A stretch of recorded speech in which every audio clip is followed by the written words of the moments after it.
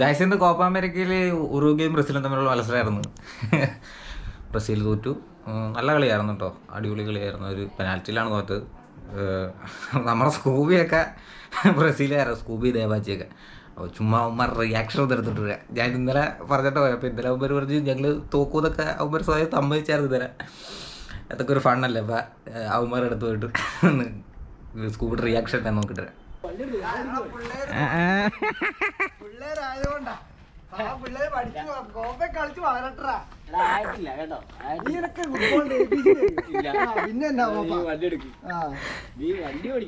നീ റിയാക്ഷൻ ആയിട്ടെങ്കിൽ ഇറങ്ങിയല്ലേ അവിടെ പിള്ളേര് ജയിക്കും. അടുത്ത കോപ്പ ഞങ്ങളെ പിള്ളേർക്ക് ഇത് എക്സ്പീരിയൻസ് ആവാൻ വേണ്ടിട്ടാ ഈ കോപ്പ. അടുത്ത വരത്തേക്ക് സെറ്റ് ആകും. അടുത്ത കോപ്പൊക്കെ വരൂടാ പിള്ളേര്. കോപ്പയല്ല, നിങ്ങളുടെ മെയിനാണ് ഇവിടെ ദേവാജി.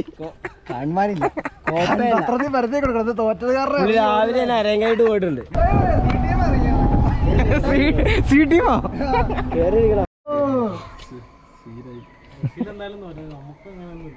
അതെ, മനസ്സിൽ ചിരിക്കാതെ എനിക്കറിയാം കേട്ടോ. അല്ല നിങ്ങളെ പോലെ ഞങ്ങൾ അത്ര ക്രൂരരല്ല. മനസ്സിൽ ചിരിക്കും കേട്ടോ. പറഞ്ഞു കൊടുക്കാനല്ലേ. നിങ്ങള് കാനഡായിട്ട് തോറ്റുപോയ നാണക്കേടാട്ടോ. അതെന്നാ നാണക്കേടാ.